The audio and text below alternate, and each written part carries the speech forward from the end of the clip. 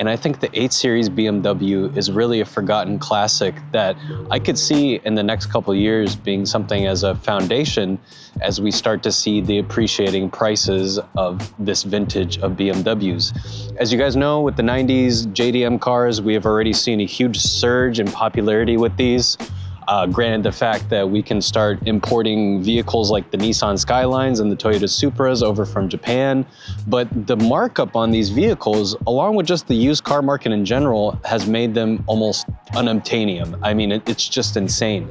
But I do think that the 8 Series BMW, particularly the E31 chassis, is really one that kind of goes under the radar and could be something worth investing in. Now, I do think that there's a lot of drawbacks to this model, but I do think getting to see one in person can really change your entire perspective on things. And I really think it did a number on me in terms of just like my overall interest in seeing this one.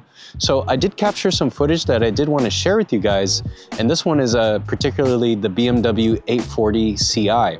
So this is not the top of the line model that came with the V12, but this is actually the one that comes with the V8. And you know, some notable things about it is that it has independent struts in the front, but a multi-link rear, which could be really good for performance-based stuff. But really, this car was designed to be much more of a grand tour.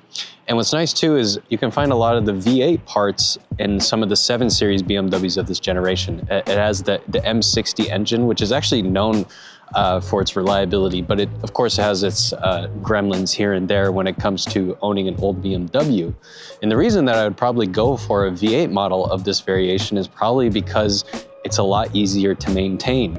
It's not the fact that there is actually, you know, something so daunting about a V12, but you just have to think about it in this terms where when you work on a 4-cylinder, for example, if you're going to change out the spark plugs, that means you're going to need to change out 4 spark plugs. But in this case, you're tripling the work, and then you're also doing with something that's a lot more complicated, complex, and most of the time cumbersome just because of the lack of space for you to work on this thing. And I think it really opened my eyes to the fact that this was just such a car way ahead of its time. It has the pop-up headlights, and it just looks like a fighter jet, and it feels very special on the inside. So I'll cut to a couple minutes of the footage that I captured here at the auctions, but in reality, I'm really just seeing what you guys would think about this. And I know I've bitten off more than I can chew plenty of times on this channel. As you know, I'm doing an E36 build as well as the K Series. So I don't think I'm in a place right now where I need to be picking up another car. Yet I always say this and something will come up.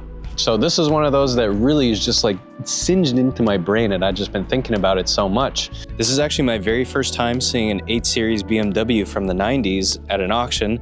Just in general, I mean, this is like finding a unicorn. It's a very timeless design and very desirable by hardcore BMW enthusiasts, but you're really signing yourself up for a lot of electrical gremlins. Yes, these were very technologically advanced for the time. They do these little things that will drive you crazy. And believe me, as somebody that's owned many old BMWs, this one is going to be no exception. But God, man, it just looks the business. It's a very sleek 2-door grand touring coupe. These were never meant to be, you know, like a full-blown race car or like a detuned M. This was just pure luxury. This one, I think, is still going to be a good one. So there is no key, so unfortunately I won't be able to start this one, but I really thought it was such a treat, and I am genuinely enthralled in how much I like this car. I mean, the inside is just something noted. I kind of wish it was a manual, but I think, again, since this is just such a grand tourer, that it's also better to just have it in an automatic. This is something that you waft around in, you take it on the highway, no coilovers, no nonsense.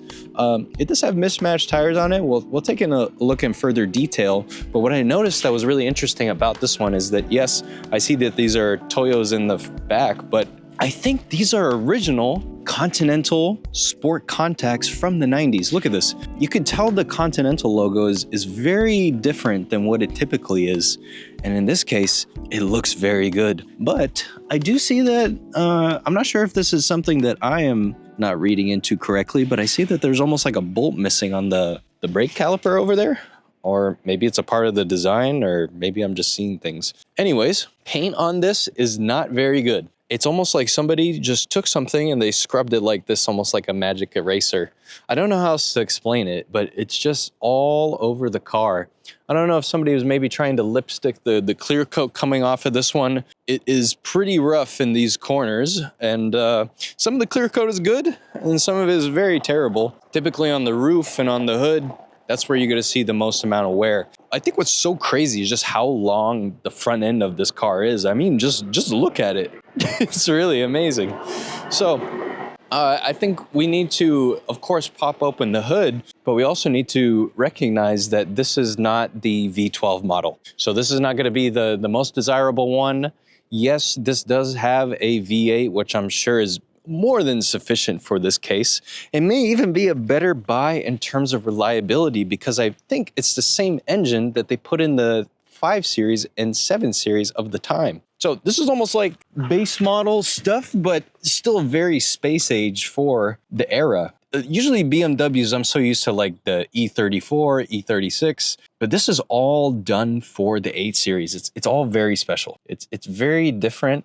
And look at how organized and logical this is. This just screams a German car. You really can't make this stuff up. It has the double DIN glove box, I believe, if I know how to open this thing. Okay, there's that. And then does this open? Maybe not. But what I find so funny about this is, yes, this is very typical German car stuff. The most German car thing about it, though, is these cup holders. Who in their right mind is actually gonna trust putting something in this? It's just hilarious to me. Look at how terrible these are. And they still work, and they're made out of this very delicate, very brittle plastic that it's just like waiting to crumble. I don't even want to push these down all the way because I really don't want to break it. So, are we not gonna close? I swear it was closed earlier. Oh my God, German cars, man. It's a rite of passage, really. No juice in the battery, but I do think in terms of interior quality, it's actually quite fabulous, if I do say so myself. So let's pop open the hood. Check out this bad boy. Whew, it's nice. I will say it's nice. And something that you also want to note too, to open the hood, it's not like where you go underneath and you pull something. You see these arrows right here? I don't know if it's gonna pick up. You have to push both of these in on both sides. Way you go. Big, huge engine bay. Look at the size of the hood. I'm gonna step back here just for a sec. Look at the size of this thing. Dude, this is pretty insane.